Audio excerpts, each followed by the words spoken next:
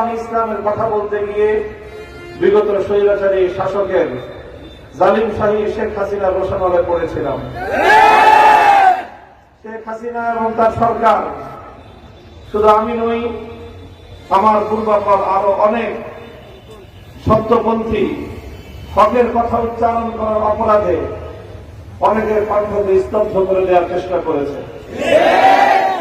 বাংলাদেশের কিংবদন্তি মুফাসসিরে কোরআন আল্লামা দেলোয়ার হোসেন সাঈদী রাহিমাহুল্লাহকে শুধু কণ্ঠ স্তব্ধ করে দেয়নি, বরং এদেশের মানুষের বিশ্বাস হল পরিকল্পিতভাবে ষড়যন্ত্র করে তাকে হত্যা করা হয়েছে।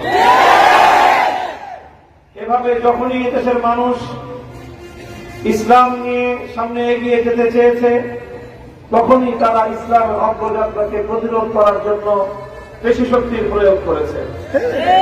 2013 সালে হেফাজতে ইসলামের ডাকে বাংলাদেশের লাখো কোটি তৌহিদি জনতা শাপলা চত্বরে গিয়েছিল ক্ষমতা দখল করার উদ্দেশ্যে নয়, আল্লাহর নবী মুহাম্মদুর রাসূলুল্লাহ সাল্লাল্লাহু আলাইহি ওয়াসাল্লামের প্রতি ভালোবাসা, তার প্রতি সম্মান এবং শ্রদ্ধা প্রদর্শন করে আল্লাহর নবীর নামে যারা কটূক্তি করে সেই সকল নবীর দুশমনদের বিরুদ্ধে নিজেদের প্রতিবাদ জ্ঞাপন করতে, প্রতিবাদ জানাতে।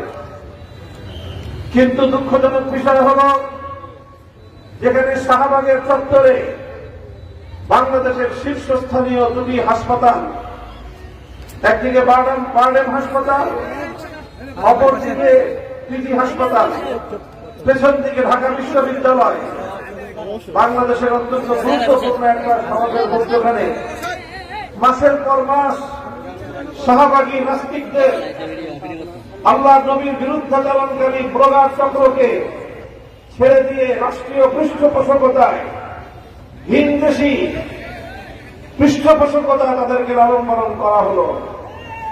অথচ আল্লামা আহমদ শফীর ডাকে এদেশের নবী প্রেমিক তৌহিদি জনতা শাপলা চত্বরে একটি রাত অবস্থান করবে, ততটুকু সুযোগ এদেশের মুসলমানদেরকে, নবী প্রেমিক জনতাকে সরকার দেয় নাই।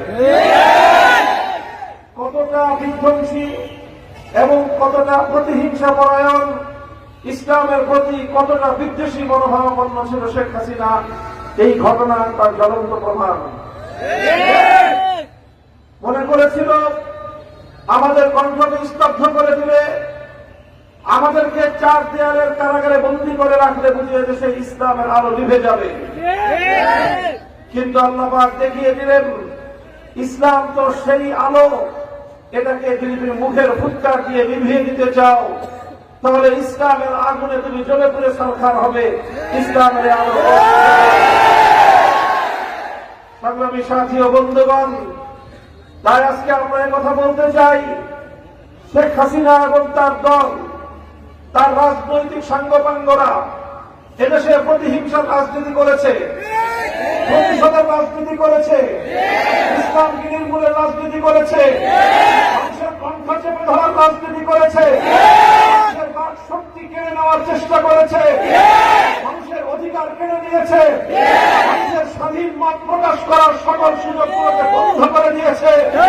আর এইভাবে এক অবরুদ্ধ বাংলাদেশ করে স্বাধীন বাংলাদেশের 18 কোটি মানুষকে পরাধীনতার শৃঙ্খলে আবদ্ধ করেছিল। 5ই আগস্টের বিপ্লবের মধ্য দিয়ে এদেশের মানুষ মুক্তি অর্জন করেছে, নতুন করে স্বাধীনতা অর্জন করেছে।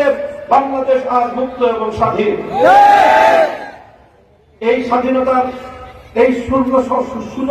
এই সুবর্ণ সময়ে স্বাধীনতা আন্দোলনের জুলাই এবং আগস্ট বিপ্লবের সামনের সারির যে আমার প্রাণপ্রিয় ছাত্র জনতা, তাদেরকে আমি সতর্ক করতে চাই, মনে রাখতে হবে, স্বাধীনতা অর্জন করা যত কঠিন, স্বাধীনতা রক্ষা করা তার চেয়ে বেশি কঠিন।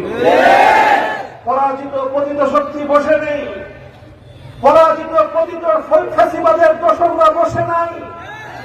তারা এখন সম্মুখ যুদ্ধে পরাজিত হয়ে, এদেশের ছাত্র জনতার কাছে পরাস্ত হয়ে, ওরা এখন ঘুপটি মেরে, ঘাপটি মেরে, পেছন দরজা দিয়ে ষড়যন্ত্রের জাল বুনবার চেষ্টা করছে।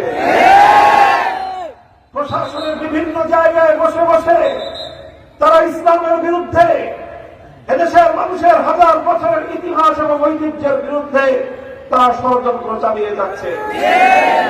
আমরা পরিষ্কার ভাষায় বলি, আমাদের কাছে আমাদের নবীর ইজ্জত আমাদের জীবনের চেয়ে অনেক বেশি মূল্যবান। আমার কাছে আমার নবীর সম্মান আমার সন্তানের জীবনের চেয়ে বেশি মূল্যবান। আমাদের কাছে আমাদের নবীর ইজ্জত আমাদের জীবনের চেয়ে অনেক বেশি মূল্যবান। আমার নবীর আনিত দ্বীন এবং ইসলামের গৌরব এবং মর্যাদা রক্ষা করা আমার কাছে আমার জীবনের চেয়ে বেশি গুরুত্বপূর্ণ প্রশ্ন। সুতরাং ইসলামের উপর যদি আঘাত হানবার কোন চেষ্টা করা হয়, পতিত ফ্যাসিবাদী স্বৈরাচারী জালিম শেখ হাসিনার দোসর এবং তার দালাল চক্র যারা বাংলাদেশে এখনো ঘাটতি করে বসে থেকে আবার ইসলামের বিরুদ্ধাচরণ করবার পায়তারা করছে, আমরা বাংলাদেশে তাদেরকে তাদের ষড়যন্ত্র বাস্তবায়নকে আমরা বরদাস্ত করব না।